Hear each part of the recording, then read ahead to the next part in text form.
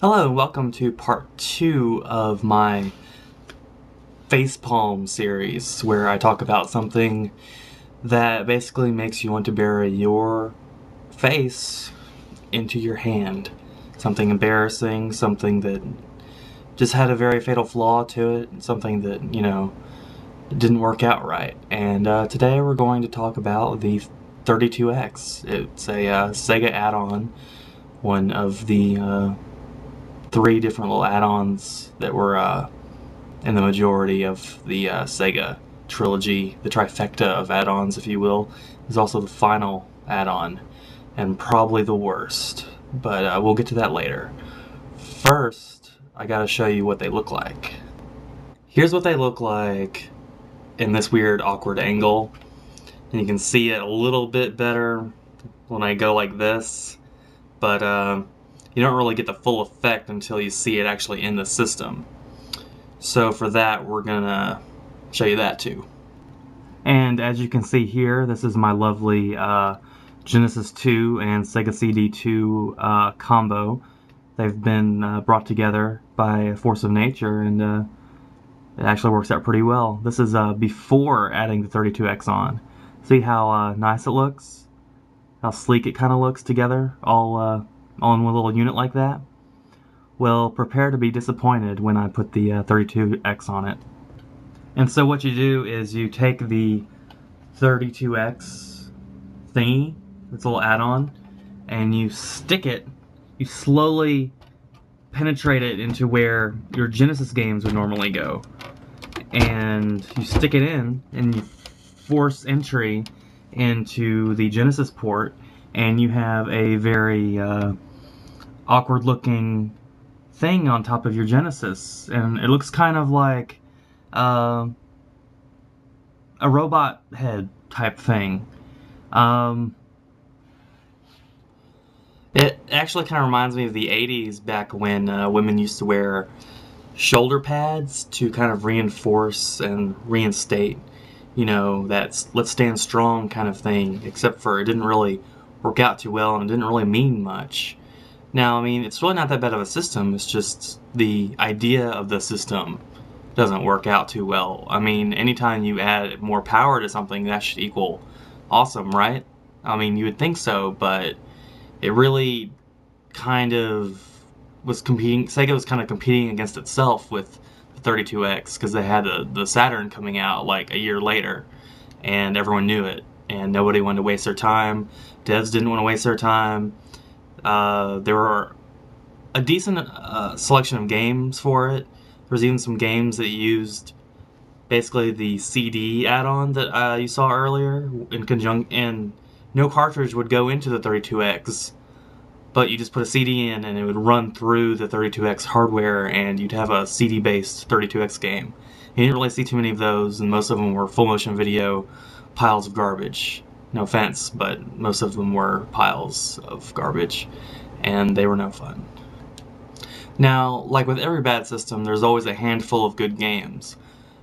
I own most of the ones I think I would like. I haven't played every 32X game, because I don't do that emulation stuff very often unless it's something I can do easily on my PSP. So, and even then I just play Neo Geo Pocket Color or Sega CD games or something. But first, we have Colibri. It's a hummingbird shoot 'em up, where you're a hummingbird and you shoot up other bugs and stuff like that, and sometimes you'll get eaten by frogs. It's pretty and has good music, but the gameplay leaves a little bit to be desired. There could be some heads-up display or something just to kind of make it feel like an actual game instead of an interactive screensaver type shmup type thing.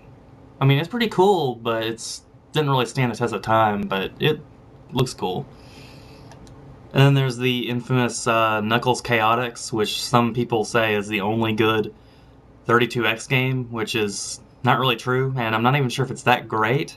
Now, it's pretty fun, but it, like other things, leaves a lot to be desired. It has pretty good graphics. Sonic's not in it, but Knuckles and his friends are, and the gameplay's really weird and really different. It takes a little bit of getting used to, and once you get used to it, you'll actually find a lot of enjoyment out of Knuckles Chaotix.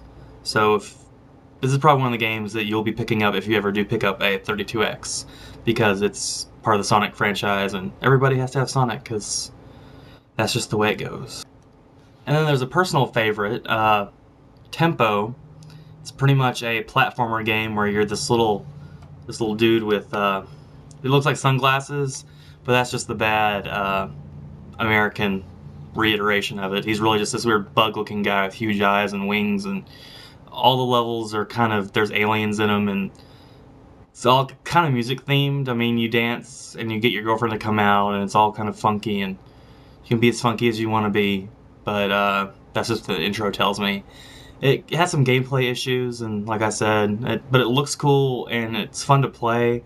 It could have been a lot more developed and had more stuff in it, but it's a fun little game to have your 32X, and as far as Japanese platformers go, I don't think you're going to find that many more on the 32X anyway, so you might as well pick it up if you like jumping around and enemies and kicking stuff and whatever.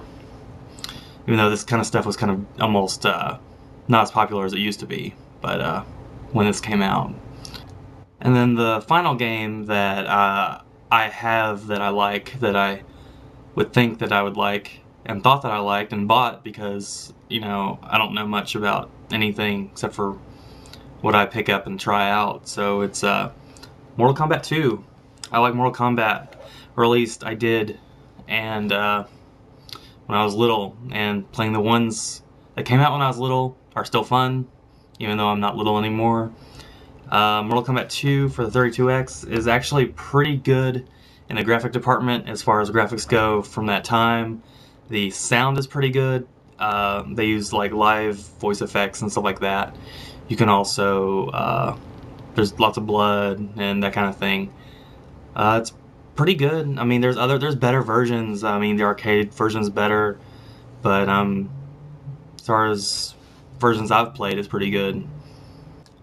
So that's pretty much it. The only other games I really can think of to try out, if that I don't have that I've heard good things about, is maybe Blackthorn and some stuff like that. Other than that, I can't think of anything now. So that sums it up. 32X is I think it's not a bad system. I would have been interesting to see what would have happened if they had continued to support it. But the Saturn came out, and they didn't support that very long either. So I mean, what's to say with all these systems that they just kind of drop so suddenly? But it's pretty good. I recommend picking one up if you can get one for cheap. There's not a lot of games on it, so if you already like old stuff, weird stuff, you're gonna find some stuff on it you'll like to play. And a lot of the stuff I already talked about is pretty fun. So if you're a fan of fun, then pick up at least Knuckles Chaotix, and Tempo is pretty fun, but it can be kind of expensive, I think. I don't know, I don't pay much for anything. So, yep, good times. Yay!